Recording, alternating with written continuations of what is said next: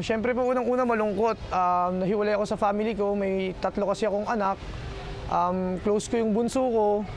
At lalong-lalo na siyempre, which is my family, na close ko yung mga anak ko. Ngayon po, ang hirap po talaga. Pero everyday naman nakaka-survive.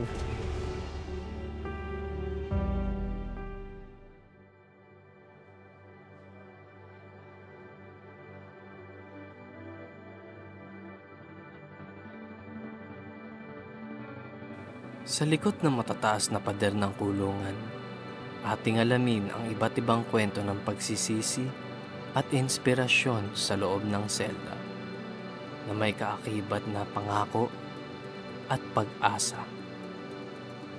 Buksan ang mga mata at isipan upang masaksihan ang kwento sa likod ng rehas. Dito lamang yan sa Off the Record.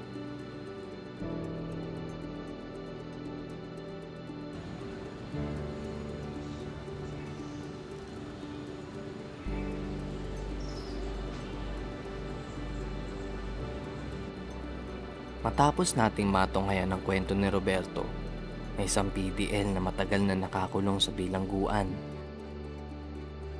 sundan naman natin ang kwento ni Jeff, isang baguhan sa loob ng piitan. Ako po si Jeff, 35 years old, currently nakakulong na dito sa Makati City Jail ng 2 weeks. Ang kaso ko po ay RA 9165, Section 5, Drugs.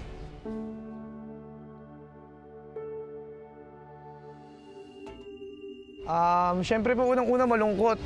Nahiwalay ako sa family ko. May tatlo kasi akong anak. Close ko yung bunso ko. At lalong-lalo na siyempre, which is my family, na close ko yung mga anak ko. Ngayon po, ang hirap po talaga. Pero everyday naman nakaka-survive. Pag dinadalaw po ako, hindi po nararamdaman ng pamilya ko na nakakulong ako. Kasi po may mga eco park tsaka child-friendly zones po dito, which is playground and ito pong park. Sa mga kaibigan ko naman, in-isolate ko yung sarili ko para hindi ako ganun maging kalungkot dito habang naka-detain ako. Namimiss ko syempre yung normal na ginagawa ko nung nasa labas ako. Yun pag lalong-lalo na pag natutulog,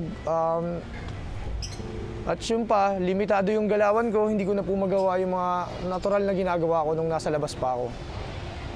Sa labas kasi nung nasa labas ako, yung parents ko, hindi kami ganong close.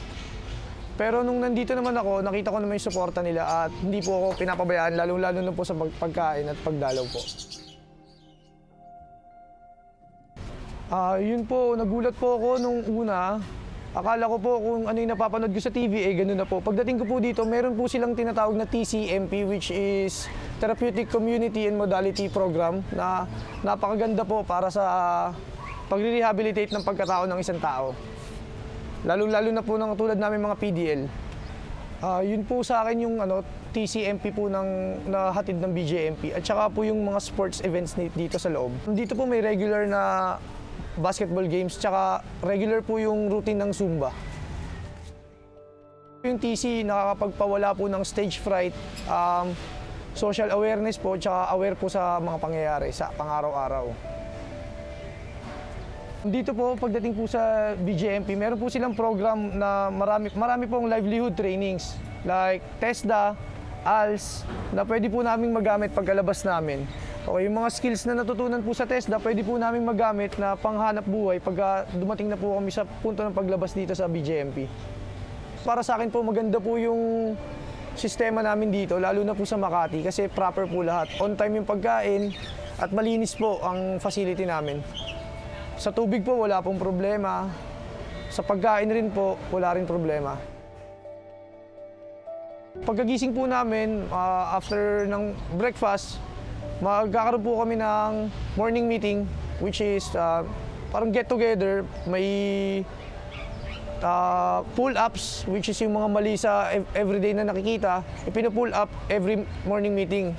At weather news, foreign news, local news, nag-share kami ng mga mga news. Parang nasa school eh. May mga certain task ka na which is minsan nasa pull up ka, which is sasabihin mo kung ano yung mga nakikita mong mali sa loob ng dorm nyo. Pagdating naman sa mga news and current events, may kanya-kanya rin kaming task para matapos yung morning meeting.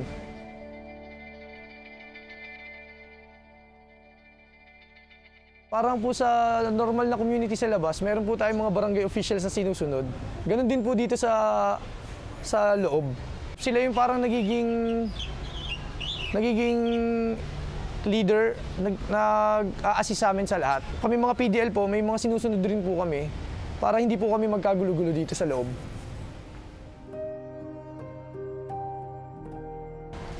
Para sa akin, hindi ko po alam na noon nang nasa labas ako na ang sarap po palang magdasal. Na pagka nakakapagdasal po ako, nare-relax po ako. Lahat po ng problema ko, doon ko na lang po halos binubuhos. Tsaka normal po dito sa community na magdasal every time, before and after meal. At tsaka po may rosary kami everyday. Pinaka-goal ko lang dito ngayon sumunod kasi bago pa lang ako. Siguro may hirapan lang po ako sa pagbalik sa community namin, lalo-lalo na po sa mga kamag-anak ko. Pero sa pagiging tao po, pagiging sa personal po, wala pong problema kasi maganda po yung proseso namin dito sa loob ng BJMP.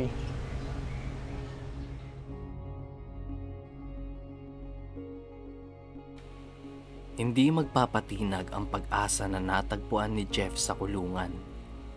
Pag-asa na nasilayan niya sa mga kasama at pag-asa na nadamanan dahil sa pananampalataya. Ang dilim na nakabalot sa kanyang nakaraan sa labas, ngayoy napalitan ng liwanag sa kanyang landas. Nakakulong man dahil sa nagawa, ngunit nakalaya at natuklasan ang pagbabago sa loob ng bilangguan.